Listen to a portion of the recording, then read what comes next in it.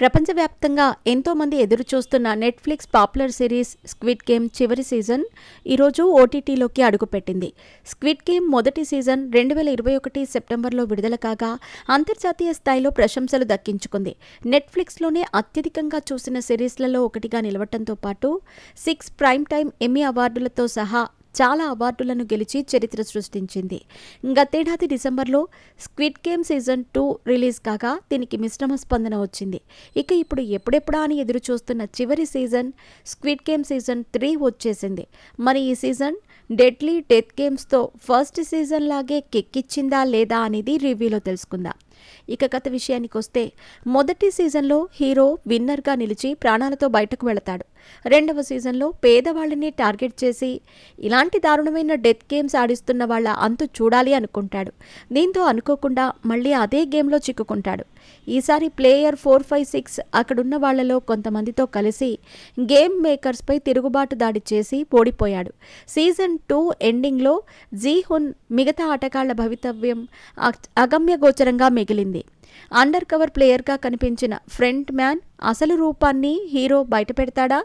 జున్ హో ఆ ప్రాణాంతక ఆటలు జరిగే ద్వీపాన్ని కనుక్కుంటాడా అనే సస్పెన్స్తో ఎండ్ అయ్యింది. ఇక మూడవ సీజన్లో 60 మంది మిగిలిన ప్లేయర్లతో కలిసి గీహున్ 45.6 బిలియన్ వోన్ బహుమతి కోసం మరింత భయంకరమైన డెత్ గేమ్స్లో ప్రాణాలకు తెగించి పోరాడతాడు. ఫ్రంట్ మ్యాన్ వీఐపీలతో కలిసి గేమ్ని కంట్రోల్ చేస్తాడు.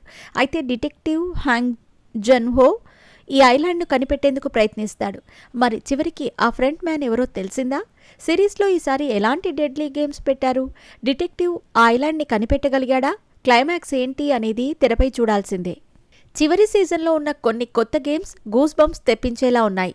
Hide and seek, jump rope, squid game వంటి గేమ్స్ సీట్ ఎడ్జ్ థ్రిల్ ఇస్తాయి. కానీ డైరెక్టర్ ఇందులో డెడ్లీ గేమ్స్ కంటే ఎక్కువగా సెంటిమెంట్, ఎమోషన్స్కి ప్రాధాన్యతను ఇచ్చాడు. కింగ్ జియుంగ్ సినిమాటోగ్రఫీ, సెట్ డిజైన్, జంగ్ జీల్ హిల్ హంటింగ్ స్కోర్ భయంకరమైన వాతావరణాన్ని క్రియేట్ చేశాయి. సామాజిక అసమానతలు, డెమోక్రసీ వంటి అంశాల గురించి ఆలోచింపజేసేలా వస్తుంది ఈ సిరీస్. గేముల్లో ప్లేయర్లు తీసుకునే హానెస్ట్ నిర్ణయాలు మానవ స్వభావంపై లోతైన ప్రశ్నలను లేవనెత్తుతాయి. గీహున్ చేసే adventures, front man revelation, wild card entry thrill ఇస్తే, జున్ హో ఇన్వెస్టిగేషన్ సిరీస్ ముగింపు ఎమోషనల్గా సంతృప్తికరంగా ఉంది. అయితే ఇది కొంతమందికి ఓపెన్ ఎండెడ్గా అనిపించవచ్చు. మొదటి 3 ఎపిసోడ్లు సీజన్ 2 సీన్స్ని రీక్యాప్ చేస్తూ కొంత నెమ్మదిగా సాగుతాయి. కొత్త ప్లేయర్ల బ్యాక్ స్టోరీలు కొన్నిసార్లు డిస్కనెక్టెడ్గా అనిపిస్తాయి. సీజన్ 1, 2లోని రిపీటేటివ్ థీమ్స్ వల్ల ఫ్రెష్నెస్, ఇంపాక్ట్ తగ్గినట్టు అనిపిస్తుంది. ఇమ్సి వాన్, పార్క్ హేసు వంటి కొన్ని పాత్రలకు స్క్రీన్ టైం తక్కువగా ఉండటం వల్ల వాళ్ల రోల్స్ అసంపూర్ణంగా అనిపిస్తాయి. కొన్ని గేమ్స్ రూల్స్, ముఖ్యంగా ఒక వీఐపీ సంబంధిత సబ్ ప్లాట్ లాజిక్లెస్గా అనిపిస్తుంది.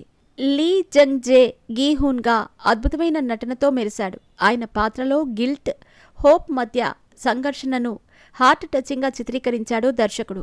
జో యూరీ, కాంగ్ ఏ షిమ్ వంటి సపోర్టింగ్ క్యారెక్టర్స్ తమ నటనతో ఎమోషనల్ ఇంపాక్ట్ను క్రియేట్ చేయటంలో సక్సెస్ అయ్యారు. ముఖ్యంగా Jun Hee baby story line highlight. Lee Byung Hun front మ్యాన్గా తన రోల్లో ఆకట్టుకున్నాడు. మరి ఈ సినిమా ప్లస్ పాయింట్స్ విషయానికి వస్తే నటీనటుల acting, game design, visuals, climax. Minus points సన్నివేశాల సాగదీత, logicless scenes, under developed characters. చివరగా స్క్విడ్ గేమ్ సీజన్ 3 సిరీస్కి ఒక పవర్ఫుల్ ఎమోషనల్ ఎండింగ్. అయితే సీజన్ 1 రేంజ్ బ్లడ్ బాత్ను ఎక్స్పెక్ట్ చేసేవారికి మాత్రం డ్రామా ఎక్కువ, డెత్ గేమ్స్ థ్రిల్ తక్కువ అనిపించే ఛాన్స్ ఉంది. కాకపోతే సీజన్ 2 కంటే ఇదే బెటర్.